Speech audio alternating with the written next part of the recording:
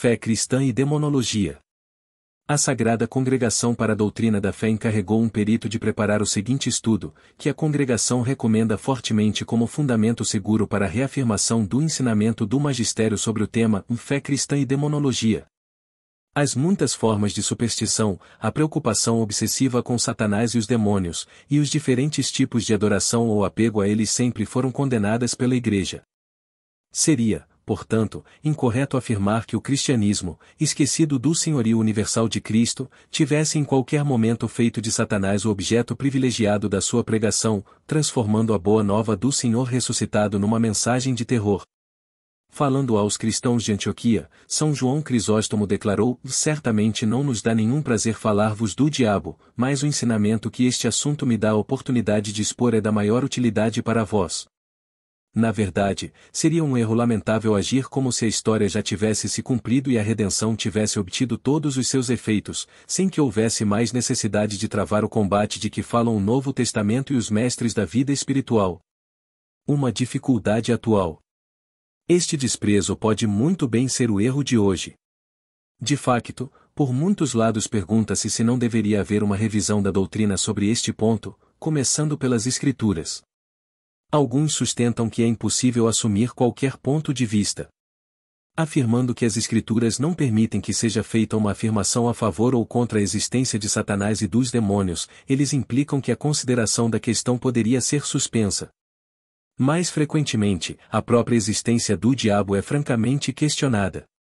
Alguns críticos, acreditando que podem definir a posição do próprio Jesus, afirmam que nenhuma das suas palavras garante a realidade demoníaca. Eles afirmam que a afirmação da existência desta realidade, onde ela é feita, reflete antes as ideias dos escritos judaicos, ou depende das tradições do Novo Testamento, mas não de Cristo. Uma vez que não faz parte da mensagem central do Evangelho, a existência de uma realidade demoníaca, dizem eles, já não tem hoje um apelo à nossa fé, e somos livres de a rejeitar. Outros, que são ao mesmo tempo mais objetivos e mais radicais, aceitam o sentido óbvio das declarações sobre os demônios nas Escrituras, mas acrescentam imediatamente que no mundo de hoje tais declarações seriam inaceitáveis, mesmo para os cristãos. E então eles também os descartam. Para outros ainda, a ideia de Satanás, qualquer que tenha sido a sua origem, perdeu a sua importância. Se continuássemos a insistir nisso, o nosso ensino perderia toda a credibilidade. Isso lançaria uma sombra sobre o nosso ensino sobre Deus, o único que merece a nossa atenção. Por tudo o que foi dito acima, finalmente, os nomes de Satanás e do diabo são apenas personificações míticas ou funcionais, cujo significado é apenas sublinhar de forma dramática o domínio que o mal e o pecado exercem sobre a humanidade. São apenas palavras que cabe ao nosso tempo decifrar, mesmo à custa de ter que encontrar outra forma de inculcar nos cristãos o dever de lutar contra todas as formas do mal no mundo. Ideias semelhantes, repetidas com riqueza de conhecimento e difundidas por revistas e alguns dicionários teológicos, não podem deixar de perturbar as pessoas. Os fiéis, habituados a levar a sério as advertências de Cristo e dos escritos apostólicos, sentem que este tipo de ensino se destina a influenciar a opinião. Aqueles entre eles que são conhecedores das ciências bíblicas e religiosas se perguntam onde levará esse processo de desmitologização iniciado em nome da hermenêutica. Diante de tais afirmações e para responder à posição que elas assumem, temos antes de tudo que considerar brevemente o Novo Testamento, a fim de invocar o seu testemunho e autoridade. O Novo Testamento e seu contexto. Antes de recordar a independência de espírito que sempre caracterizou Jesus em relação às opiniões do seu tempo, deve-se notar que nem todos os seus contemporâneos tinham aquela crença comum em anjos e demônios que parece ser atribuída a eles hoje, e sobre a qual Jesus afirma-se que ele próprio dependia. Uma observação dos Atos dos Apóstolos, que esclarece uma disputa que havia surgido entre os membros do Sinédrio a respeito de uma declaração feita por São Paulo, mostra-nos de fato que, ao contrário dos fariseus, os saduceus não admitiam nem ressurreição, nem anjo, nem espírito, o que, como entendem os bons exegetas, significa que eles não acreditavam mais em anjos e demônios do que na ressurreição do corpo. Assim, tanto no assunto de Satanás e dos demônios, como no dos anjos, a opinião contemporânea parece ter sido claramente dividida em duas visões diametralmente opostas. Como então se pode afirmar que Jesus, ao exercer e conferir o poder de expulsar demônios, e depois dele os escritores do Novo Testamento, estavam apenas adotando neste assunto, sem qualquer avaliação crítica, as ideias e práticas de sua época? Não há dúvida de que Cristo, e mais ainda os apóstolos, pertenceu ao seu tempo e compartilhou a cultura atual. No entanto, pela sua natureza divina e pela revelação que veio comunicar, Jesus transcendeu o seu meio e os seus tempos e ficou imune às suas pressões. Além disso, uma leitura do Sermão da Montanha é suficiente para convencer da liberdade de espírito de Jesus, tanto quanto do seu respeito pela tradição. Por isso, ao revelar o sentido da sua redenção, teve obviamente de ter em conta os fariseus, que, como ele, acreditavam no mundo vindouro, na alma, nos espíritos e na ressurreição do corpo, mas ele também teve que levar em conta os saduceus, que não defendiam essas crenças. Assim, quando os fariseus o acusaram de expulsar demônios com a ajuda do príncipe dos demônios, ele poderia ter encontrado uma saída adotando o ponto de vista dos saduceus. Mas se o tivesse feito, teria negado tanto a sua missão como o seu ser. Portanto, sem negar a crença nos espíritos e na ressurreição do corpo, que ele tinha em comum com os fariseus, ele teve que dissociar-se destes últimos, tanto quanto opor-se aos saduceus. Assim, afirmar hoje que o discurso de Jesus sobre Satanás foi apenas uma doutrina emprestada, sem importância para a crença universal, parece, mesmo à primeira vista, ser uma opinião mal informada sobre os tempos e sobre a personalidade do Mestre. Se Jesus usou este modo de falar, e se sobretudo o pôs em prática através do seu ministério, é porque exprimia uma doutrina que era necessária, pelo menos em parte, para a noção e a realidade da salvação que trazia. O testemunho pessoal de Jesus. Os principais episódios de cura de possessos também foram realizados por Cristo em ocasiões apresentadas como decisivas nos relatos de seu ministério. Os seus exorcismos colocaram e orientaram o problema da sua missão e da sua pessoa, as reações que evocaram provam isso suficientemente. Sem nunca colocar Satanás no centro do seu evangelho, Jesus, no entanto, só falou dele em ocasiões claramente cruciais e por meio de pronunciamentos importantes. Em primeiro lugar, foi submetendo-se à tentação do diabo no deserto que iniciou o seu ministério público. O relato de Marcos, pela própria sobriedade, é tão decisivo como os relatos de Mateus e de Lucas. Foi ainda contra este adversário que colocou em guarda os seus ouvintes no Sermão da Montanha e na oração que ensinou aos seus seguidores, o Ó Pai Nosso, como hoje admitem muitos comentadores, que são apoiados pelo acordo de várias liturgias. Nas suas parábolas, Jesus atribuiu a Satanás os obstáculos encontrados pela sua pregação, como também o berbigão descoberto no campo do chefe de família. A Simão Pedro ele predisse que os poderes da morte o tentariam prevalecer contra a igreja, que Satanás o peneiraria como o trigo, e também os outros apóstolos. Ao sair do cenáculo, Cristo declarou que a chegada do príncipe deste mundo o era iminente.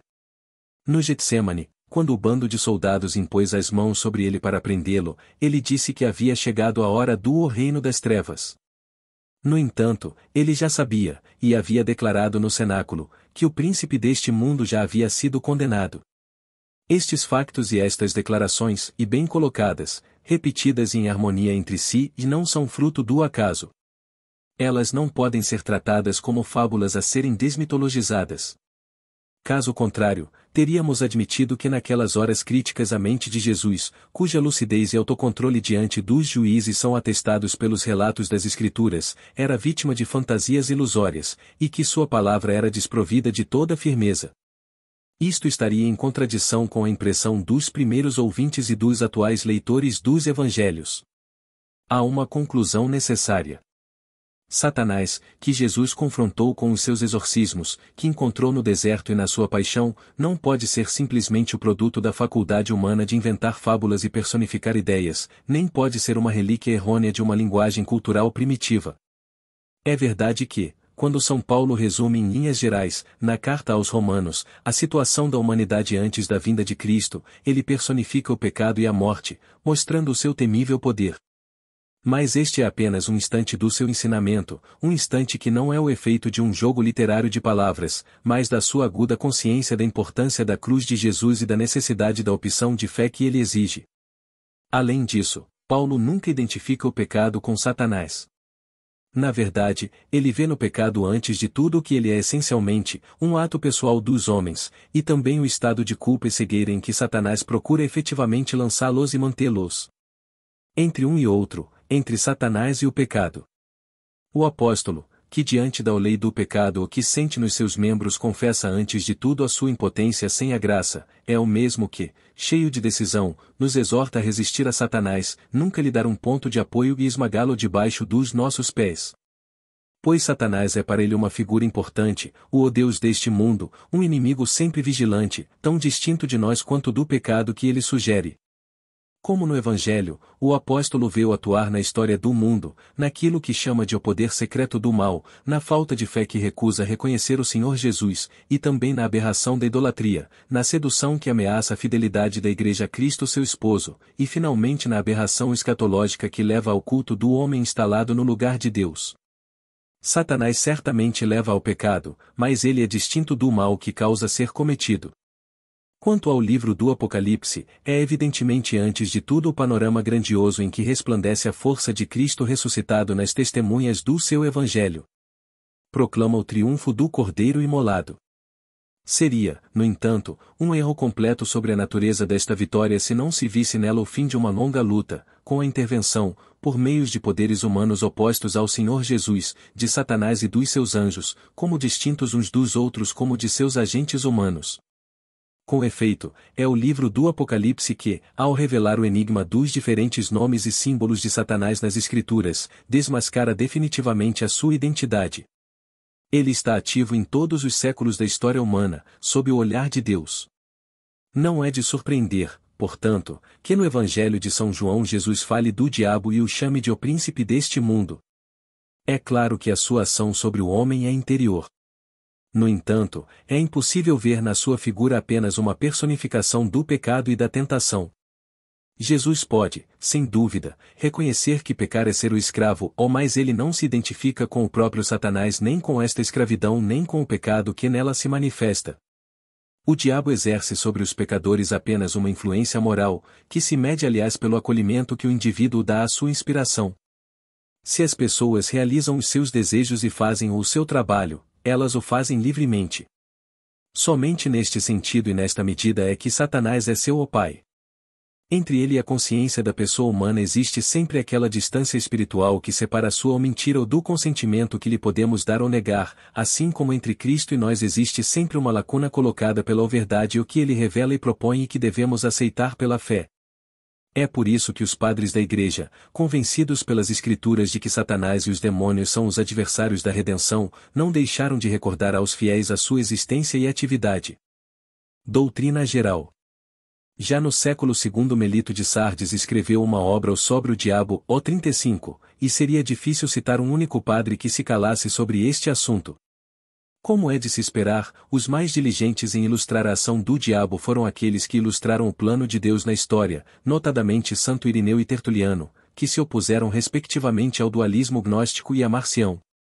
Mais tarde veio Vitorino de Petal e, finalmente, Santo Agostinho. Santo Irineu ensinava que o diabo é um anjo apóstata, que Cristo, recapitulando em si mesmo a guerra travada contra nós por este inimigo, teve que enfrentar desde o início do seu ministério. De forma mais ampla e contundente, Santo Agostinho mostrou atuante na luta das duas cidades, que tem sua origem no céu no momento em que as primeiras criaturas de Deus, os anjos, se declaravam fiéis ou infiéis ao seu Senhor. Na sociedade dos pecadores ele viu o corpo místico do diabo, e esta ideia reaparece mais tarde na Moralia de Jó de São Gregório Magno. A maioria dos padres, abandonando com Orígenes a ideia de um pecado da carne por parte dos anjos caídos, viu o princípio da sua queda no seu orgulho e o desejo de se elevar acima da sua condição, de afirmar a sua independência, de fazê-los como Deus. Mas lado a lado com este orgulho, muitos padres sublinharam a malícia dos anjos caídos para com o homem. Para Santo Irineu, a apostasia do diabo começou quando ele ficou com ciúmes da nova criatura de Deus e procurou fazer com que esta, por sua vez, se rebelasse contra o seu Criador. Segundo Tertuliano, Satanás usou os mistérios pagãos para plagiar os sacramentos instituídos por Cristo, a fim de frustrar o plano do Senhor. O ensino patrístico, portanto, ecoou substancial e fielmente a doutrina e as diretrizes do Novo Testamento. O Quarto Concílio de Latrão, 1215. É verdade que, ao longo dos seus 20 séculos, o magistério dedicou apenas um pequeno número de declarações estritamente dogmáticas à demonologia. A razão é que a ocasião surgiu apenas raramente, na verdade em duas ocasiões, a mais importante das quais foi no início do século XIII, quando houve um ressurgimento do dualismo maniqueísta e prisciliano, com o aparecimento dos cátaros ou albigenses. Mas o pronunciamento dogmático daquela época, formulado numa estrutura doutrinária familiar, corresponde bastante de perto às nossas preocupações atuais, porque trata do universo e da sua criação por Deus. Acreditamos firmemente e simplesmente confessamos um princípio do universo, o Criador de todas as coisas visíveis e invisíveis, espirituais e corpóreas, que por sua onipotência desde o início dos tempos criou todas as coisas do nada, tanto espirituais como corpóreas, a saber, os anjos e o mundo, depois a criatura humana, que pertence de certa forma a ambos, pois é composta de espírito e de corpo.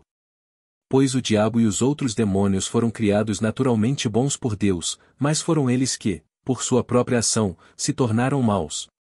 Quanto ao homem, ele pecou por instigação do diabo. Aí está uma sobriedade sobre a essência desta exposição. No que diz respeito ao diabo e aos demônios, o concílio contenta-se em afirmar que, por serem criaturas do único Deus, não são substancialmente maus, mas tornaram-se assim por sua própria vontade. Não há indicação neste momento do seu número, do seu pecado ou da extensão do seu poder. Estas questões, sendo estranhas à questão dogmática em discussão, são deixadas para debate nas escolas. Mas a afirmação conciliar, embora sucinta, permanece de importância capital. Ela surge do maior dos concílios do século XIII e ocupa um lugar de destaque na sua profissão de fé. Esta profissão, historicamente precedida pouco tempo antes pelas impostas aos cátaros e aos valdenses, remete para as condenações pronunciadas contra o priscilianismo vários séculos antes. Merece, portanto, um estudo cuidadoso. A profissão adota a estrutura usual dos credos dogmáticos e se enquadra facilmente na série que formaram desde Niceia. Como citado acima, o texto pode ser resumido, do nosso ponto de vista, em dois temas interligados, cada um de igual importância para a fé. A afirmação sobre o diabo, à qual devemos prestar especial atenção, segue na verdade uma declaração sobre Deus, o Criador de todas as coisas visíveis e invisíveis, isto é, dos seres corpóreos e angélicos. Esta declaração sobre o Criador e a fórmula que a expressa são particularmente importantes aqui. Eles eram tão antigos que estavam enraizados nos ensinamentos de São Paulo.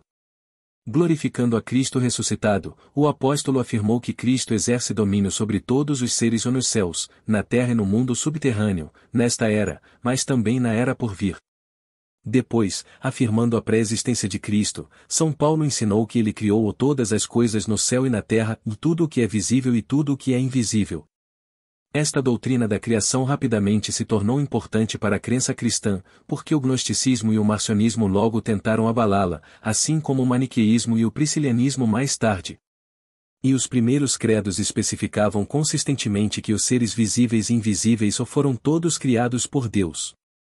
Esta afirmação, feita pelo Concílio de Nicéia-Constantinopla, depois pelo Concílio de Toledo, encontrava-se nas profissões de fé que as grandes igrejas usavam na celebração do batismo.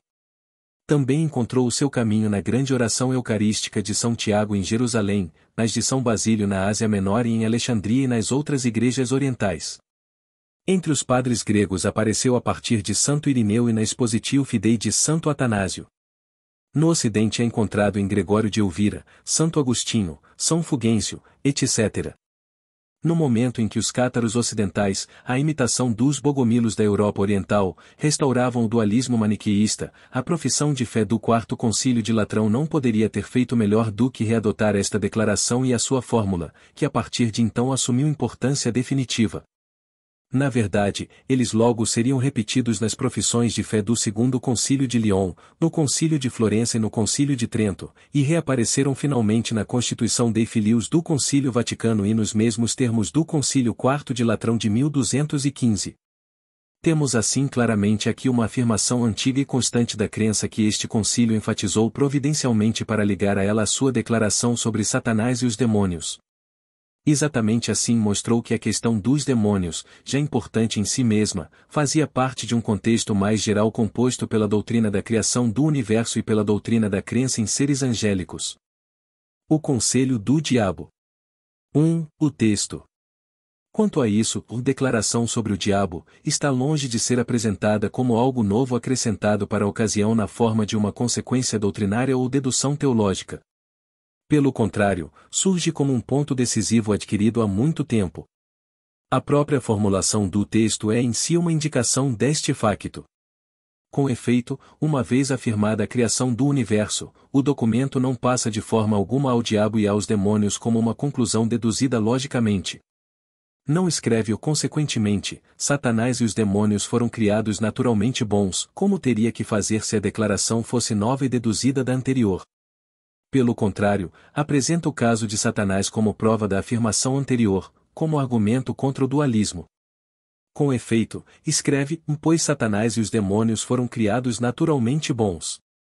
Numa palavra, a afirmação que lhes diz respeito é apresentada como uma afirmação indiscutível da consciência cristã. Este é um ponto-chave do documento. Nem poderia ter sido de outra forma se quisermos levar em conta a história. 2. A preparação, das fórmulas positivas e negativas, séculos IV e V. Já no século IV, a Igreja assumiu uma posição contra a tese maniqueísta de dois princípios coeternos e opostos. Tanto no Oriente como no Ocidente, ela ensinou firmemente que Satanás e os demônios foram criados e tornados naturalmente bons. São Gregório Nazianzeno declarou ao neófito: acredite que não existe nenhuma essência do mal, ou qualquer reino do mal, que não tenha tido um começo, ou subsista em si mesmo, ou tenha sido criado por Deus. O diabo foi considerado uma criatura de Deus, inicialmente boa e cheia de beleza, que infelizmente não permaneceu na verdade em que estava fundamentado, confronte com Jó 8, 44, mas rebelou-se contra o Senhor. O mal, portanto, não estava em sua natureza, mas em um ato livre e contingente de sua vontade. Afirmações deste tipo, e que também poderiam ser lidas em São Basílio, São Gregório Nazianzeno, São João Crisóstomo e Dídimo de Alexandria no Oriente, e em Tertuliano, Eusébio de Alexandria, Vercelli, Santo Ambrósio e Santo Agostinho no Ocidente, podiam por vezes assumir uma forma claramente dogmática.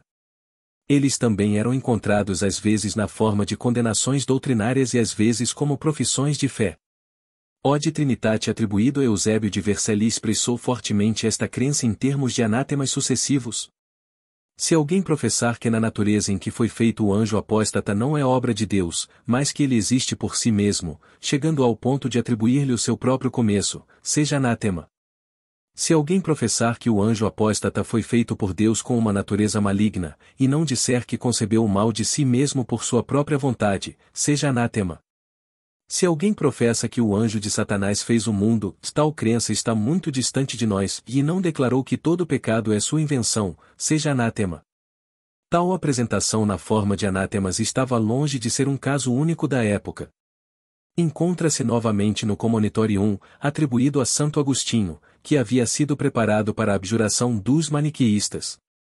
Esta instrução, com efeito, atribuiu um anátema àquele que acredita que existem duas naturezas originadas de dois princípios diferentes, um bom, que é Deus, o outro mau, não criado por ele. Este ensinamento foi expresso mais prontamente, porém, na forma direta e positiva de uma afirmação a ser acreditada. Santo Agostinho no início de seu De Genesia ad Litteram escreveu assim: o ensinamento católico ordena-nos acreditar que esta Trindade é um único Deus, que fez e criou todos os seres que existem, na medida em que existem, e de tal maneira que toda criatura, tanto intelectual quanto corpórea, ou para falar mais brevemente de acordo com os termos das Escrituras divinas, tanto invisível quanto visível, não pertence à natureza divina, mas foi feita do nada por Deus. Na Espanha, o primeiro concílio de Toledo professou de forma semelhante que Deus é o Criador de todos os seres, invisíveis e invisíveis, e que fora dele não existe natureza divina, angélica ou espiritual, ou qualquer poder que possa ser exercido. Seja Deus. Assim, a partir do século IV a expressão da crença cristã e ensinada e vivida, e apresentou duas formulações dogmáticas sobre este ponto, positiva e negativa, que serão encontradas 8 séculos depois, na época de Inocêncio III e do Quarto Concílio de Latrão. São Leão, o Grande. Enquanto isso, esses dogmáticos. Entretanto, estas expressões dogmáticas não caíram em desuso. Com efeito, no século V, a carta do Papa São Leão Magno a Turíbio, bispo de Astorga, e cuja autenticidade já não pode ser posta em dúvida, falava no mesmo tom e com a mesma clareza. Entre os erros dos priscilianos que ele condenou encontram-se os seguintes. A sexta nota afirma que o diabo nunca foi bom e que sua natureza não é obra de Deus. Em vez disso, afirmam que ele emanou do caos e das trevas, não tendo de fato nenhum autor de seu ser, mas sendo ele mesmo o princípio e a substância de todo o mal. A verdadeira fé, por outro lado, a fé católica, professa que a substância de todas as criaturas, tanto espirituais como corporais, é boa, e que o mal não é uma natureza, uma vez que Deus, o Criador do universo, fez apenas o que era bom. É por isso que o próprio diabo seria bom se tivesse permanecido no estado em que foi criado. Infelizmente, como abusou da sua excelência natural e não permaneceu na verdade, e Jó 8:44, não se transformou, sem dúvida, numa substância contrária, mas separou-se do bem supremo ao qual deveria ter aderido. A afirmação doutrinal que acabamos de ler, desde as palavras a verdadeira fé, a fé católica professa, até ao fim, foi considerada tão importante que reapareceu nos mesmos termos entre os acréscimos feitos no século VI ao livro dos dogmas eclesiásticos atribuído a Genádio de Marsella. Por fim, o mesmo tom magisterial deveria fazer-se ouvir para defender o mesmo ensinamento na regra de fé a Pedro, obra de São Fulgêncio. Aqui se encontra afirmada a necessidade de o sustentar acima de tudo e de o sustentar com muita firmeza o que tudo o que não é Deus é uma criatura de Deus, e que tal é o caso de todos os seres, tanto visíveis como invisíveis, ou que vários anjos se extraviaram e voluntariamente se afastaram de seu Criador e ou que o mal não é uma natureza. Não é de surpreender, portanto, que num contexto histórico semelhante à Statuta Ecclesiae Antiqua, uma coleção canônica do século V, incluísse entre as questões preparadas para testar a crença católica dos candidatos ao episcopado a seguinte questão: se o diabo é mau por natureza ou se ele se tornou assim através do livre-arbítrio.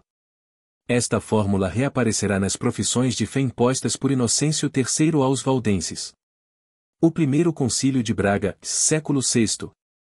A doutrina era, portanto, comumente aceita e bem estabelecida. Os numerosos documentos que lhe dão expressão, os principais dos quais referimos, constituem o pano de fundo doutrinário em que se baseou o primeiro concílio de Braga, em meados do século VI.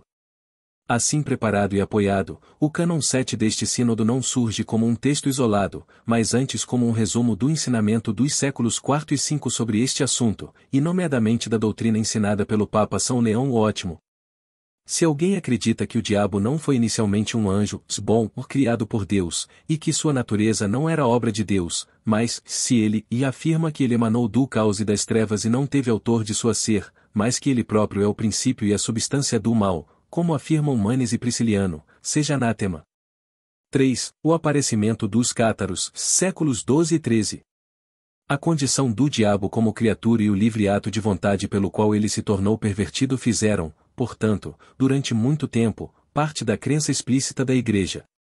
O Quarto Concílio de Latrão, portanto, não teve de fornecer provas documentais destas crenças, mas apenas introduziu-as no seu credo como crenças claramente professadas. A sua inclusão, que de um ponto de vista dogmático há muito era possível, tornou-se agora necessária, pois a heresia dos cátaros tinha adoptado como seus um certo número de antigos erros maniqueístas. No final do século XII e início do XIII, várias profissões de fé tiveram que reafirmar urgentemente que Deus é criador dos seres visíveis e invisíveis, que ele é o autor dos dois testamentos, e especificar que o diabo não é de forma algum mal por natureza, mas por escolha. As antigas posições dualistas consagradas em vastos movimentos doutrinários e espirituais constituíam nesta época um perigo real para a fé, tanto no sul da França como no norte da Itália. Na França, Ermengarde de Béziers teve que escrever um tratado contra os hereges que dizem e acreditam que o mundo atual e todos os seres visíveis não foram criados por Deus, mas pelo diabo, ou assim existiriam dois deuses, um bom e todos poderoso, e o outro mau, nomeadamente o diabo. No norte da Itália, Bonacursus, um convertido do catarismo, também deu o alarme e descreveu as várias escolas da seita. Pouco depois da intervenção deste último, a Suma contra Hereticus, durante muito tempo atribuída a Prepositinus de Cremona, ilustra-nos melhor o impacto da heresia dualista no ensino da época. O trabalho começa com a seguinte descrição dos cátaros. O Deus Todo-Poderoso criou apenas seres invisíveis e incorpóreos. Quanto ao diabo, a quem este herege chama de Deus das trevas, foi ele quem criou os seres invisíveis e corpóreos. Dito isto, o herege acrescenta que existem dois princípios nas coisas, o princípio do bem, que é Deus Todo-Poderoso, e o princípio do mal, nomeadamente o diabo. Acrescenta ainda que existem duas naturezas, uma boa, aquela, o dos seres incorpóreos, criada por Deus Todo-Poderoso, o outro mal, aquele, o dos seres corpóreos, criado pelo diabo. O herege que assim se expressa era conhecido no passado como maniqueísta ou hoje como um dos cátaros. Importância do Quarto Concílio de Latrão. Apesar de sua brevidade, este resumo é significativo por sua riqueza de pensamento. Hoje podemos complementá-lo com referência ao livro dos Dois Princípios, escrito por um teólogo dos cátaros pouco depois do Quarto Concílio de Latrão. Este pequeno resumo utilizado pelos militantes da seita, ao aprofundar a argumentação e basear-se nas Escrituras, pretendia refutar a doutrina do único Criador e basear nos textos bíblicos a existência de dois princípios opostos. Além do Deus bom, dizia, devemos necessariamente reconhecer a existência de outro princípio, o do mal, que atua perniciosamente contra o Deus verdadeiro e contra a sua criatura. No início do século XIII, estas declarações estavam longe de ser apenas teorias de intelectuais Illuminati. Correspondiam a todo um conjunto de crenças errôneas vividas e disseminadas por uma vasta rede de grupos organizados e atuantes. A Igreja tinha o dever de intervir, reafirmando com firmeza as declarações doutrinárias dos séculos anteriores. Foi isto o que fez o Papa Inocêncio III quando introduziu as duas declarações dogmáticas acima mencionadas na profissão de fé do Quarto Concílio Ecumênico de Latrão. Esta profissão de fé foi lida oficialmente perante os bispos e recebeu a sua aprovação. Eles foram questionados em voz alta: vocês acreditam nessas verdades e em todos os pontos? E eles responderam com uma aclamação unânime: nós acreditamos neles. Na sua totalidade, portanto, o documento do concílio é um documento de fé. E tendo em conta a sua natureza e forma, que são as de um credo, cada um dos seus pontos principais tem um valor dogmático igual. Na verdade, seria obviamente errado presumir que cada parágrafo de um credo contém apenas uma afirmação dogmática.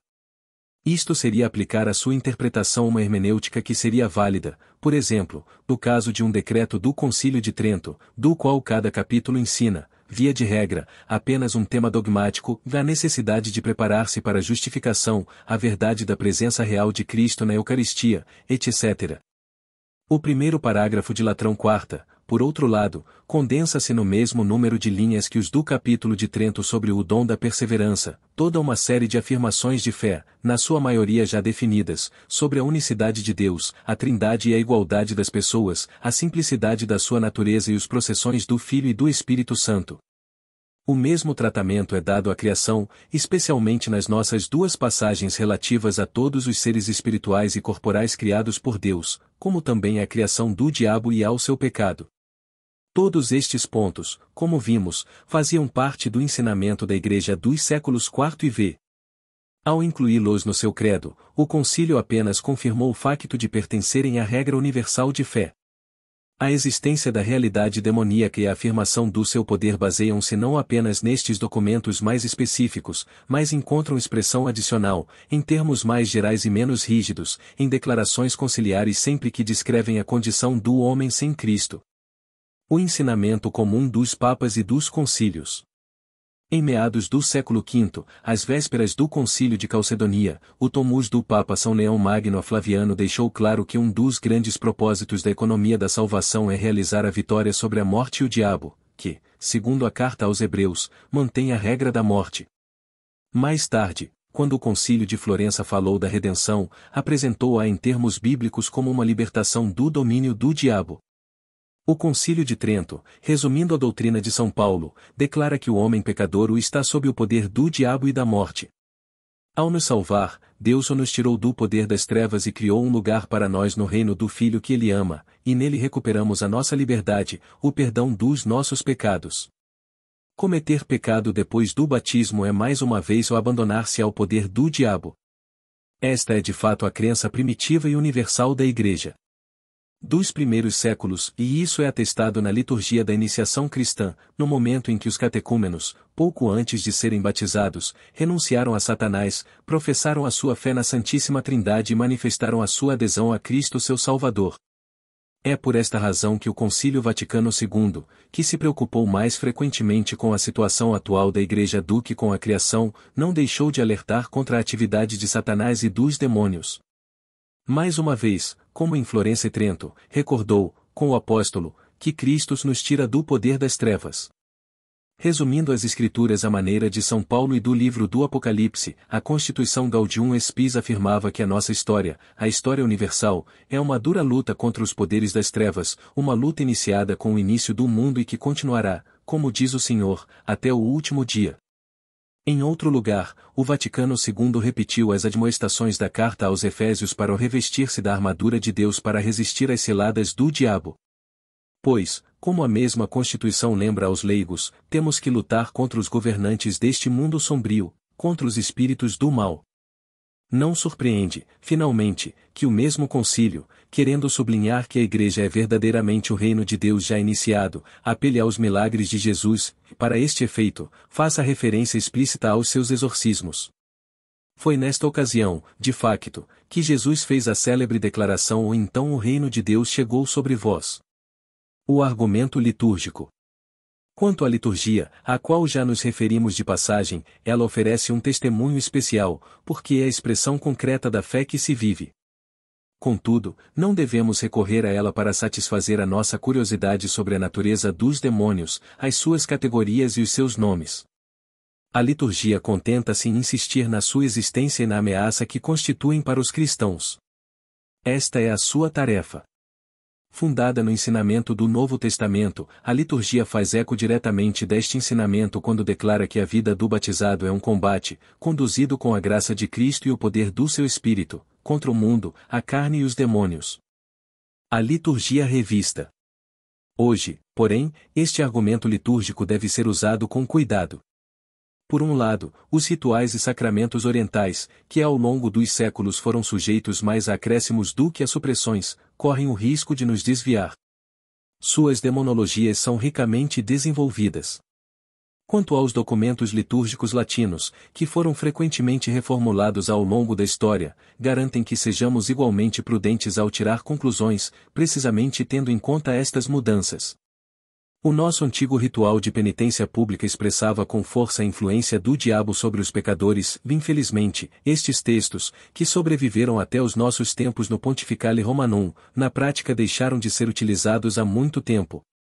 Até 1972 também se podiam citar as orações de recomendação da alma. Evocaram o horror do inferno e os ataques finais do diabo. Mas estas passagens significativas desapareceram agora. Acima de tudo, nos nossos dias o ministério característico do exorcista, embora não tenha sido totalmente abolido, não passa de um serviço muito ocasional e só pode ser exercido a pedido do bispo. Nem há nenhum rito estabelecido para sua concessão. Tal disposição não significa obviamente que o sacerdote já não tenha o poder de exorcizar, nem que já não tenha de exercê-lo. No entanto, obriga a concluir que a Igreja, ao deixar de atribuir uma função específica a este ministério, já não atribui aos exorcismos a mesma importância que nos primeiros séculos. Este desenvolvimento certamente merece ser levado em consideração. Contudo, não devemos concluir que no campo da liturgia tenha havido uma diminuição ou revisão da crença. O Missal Romano de 1970 continua a ecoar a convicção da Igreja sobre a atividade do diabo. Hoje, como no passado, a liturgia do primeiro domingo da Quaresma recorda aos fiéis como o Senhor Jesus venceu o tentador. Os 3 relatos sinópticos das tentações ocorrem em todos os 3 ciclos, A, B e C, e das leituras quaresmais. O proto-evangelho que prenuncia a vitória dos descendentes da mulher sobre os da serpente, IGN 3, 15, é lido no 10º domingo do ano B e no sábado da 5ª semana. A festa da Assunção e da Comum da Bem-aventurada Virgem Maria contém uma leitura do livro do Apocalipse 12, 1-6, que descreve a ameaça do dragão contra a mulher que dá à luz. Marcos 3, 20-35, que narra a discussão entre Jesus e os fariseus sobre Belzebu, faz parte das leituras do 10º domingo do ano B, já mencionadas acima. A parábola do berbigão e da boa semente, GMT 13, 36-46, é contada na terça-feira da 13ª semana. A proclamação da derrota do príncipe deste mundo, Jó 12, 20-33, é lida no 5º domingo da quaresma do ano B, e Jó 14, 30 ocorre durante a semana.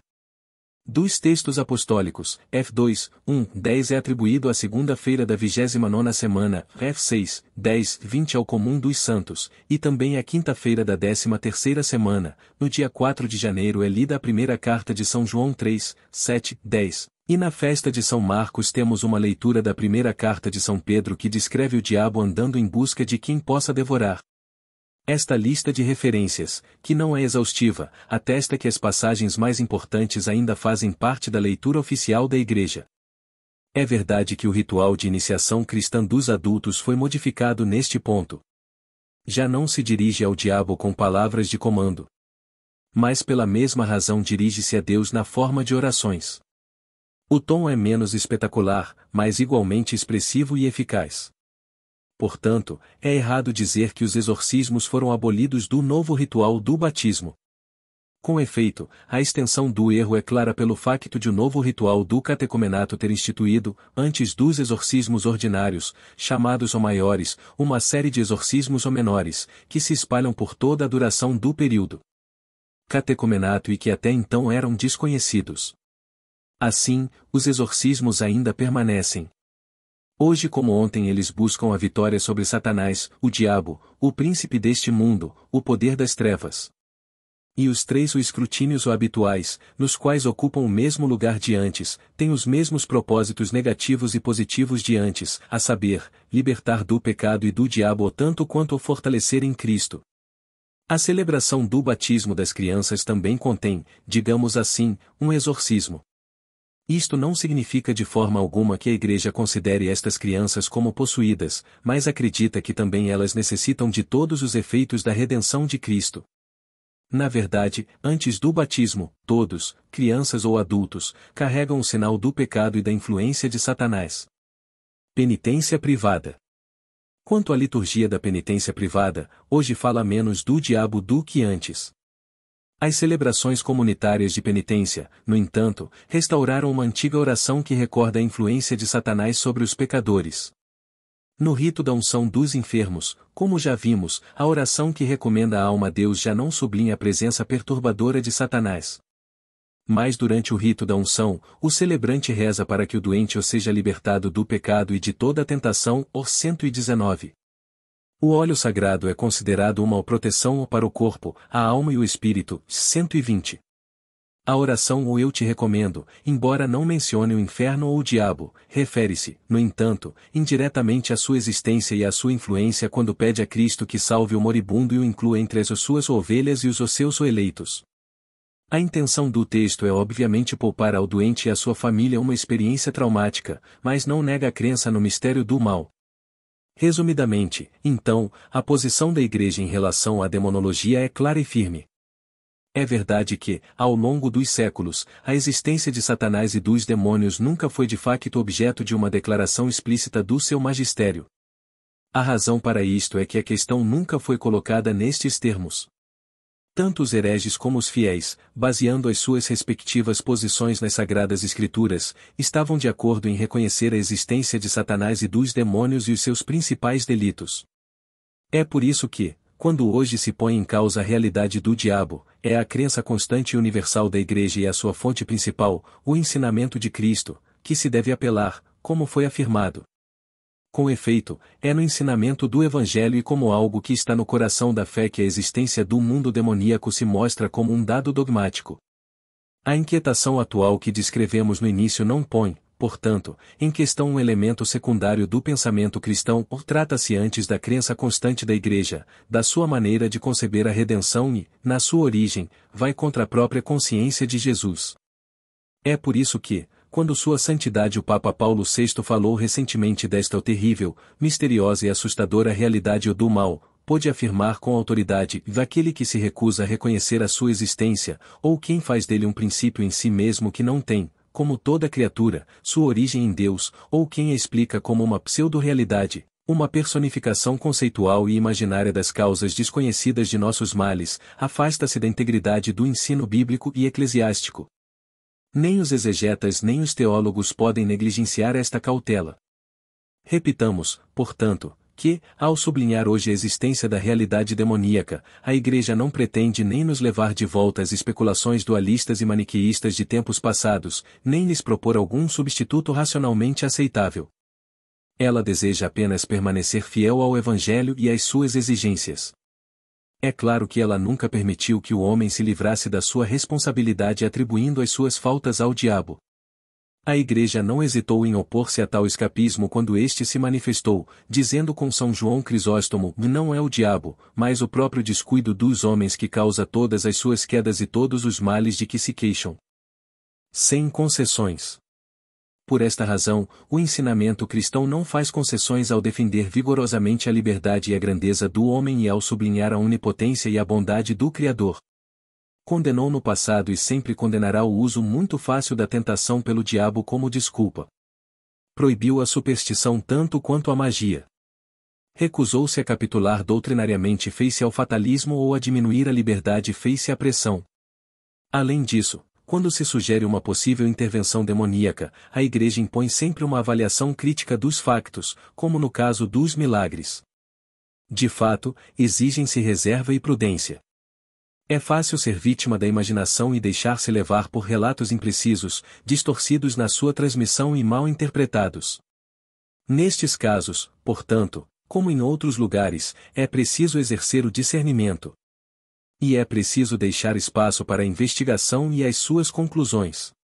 No entanto, na sua fidelidade ao exemplo de Cristo, a Igreja considera que a admoestação do apóstolo São Pedro à sobriedade e à vigilância continua atual.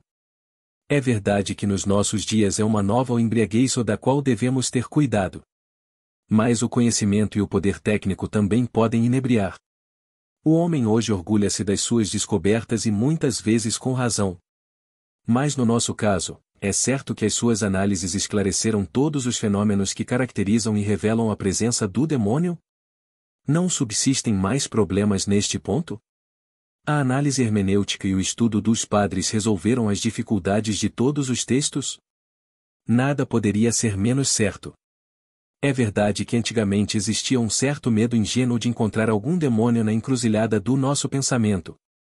Mas seria hoje menos ingênuo afirmar que os nossos métodos dirão em breve a última palavra sobre as profundezas da consciência, o ponto de encontro das misteriosas relações entre corpo e alma, entre o sobrenatural e o humano, entre razão e revelação? Pois essas questões sempre foram consideradas vastas e complexas. No que diz respeito aos nossos métodos modernos, eles, tal como os do passado, têm limites além dos quais não podem ir. A modéstia, que também é uma qualidade do intelecto, deve preservar aqui o seu devido lugar e sustentar-nos na verdade. Porque esta virtude, tendo em conta o futuro, permite aqui e agora ao cristão dar lugar aos dados da revelação, em suma, à fé. Triunfo sobre o mal. De facto, é a fé que o apóstolo São Pedro nos conduz quando nos exorta a resistir ao diabo, fortes na fé. A fé nos ensina que a realidade do mal é um ser espiritual vivo, pervertido e corruptor. A fé também pode dar-nos confiança, assegurando-nos que o poder de Satanás não pode ir além dos limites estabelecidos por Deus. A fé também nos assegura que, embora o diabo seja capaz de nos tentar, ele não pode forçar o nosso consentimento. Acima de tudo, a fé abre o coração à oração, na qual encontra a sua vitória e a sua coroa. Assim, permite-nos triunfar sobre o mal através do poder de Deus. Certamente continua a ser verdade que a realidade demoníaca, atestada concretamente pelo que chamamos de mistério do mal, permanece um enigma que rodeia a vida cristã. Dificilmente sabemos melhor do que os apóstolos sabiam por que o Senhor permite isso, nem como ele faz com que isso sirva aos seus desígnios. Pode ser, no entanto, que, na nossa civilização obcecada pelo secularismo que exclui o transcendente, os inesperados surtos deste mistério ofereçam um significado menos estranho à nossa compreensão. Eles forçam o homem a olhar mais longe e mais alto, para além da evidência imediata. Através da sua ameaça que nos detém, eles permitem-nos compreender que existe um além que deve ser decifrado, e depois voltar-nos para Cristo para ouvir dele a boa nova da salvação que nos é oferecida graciosamente.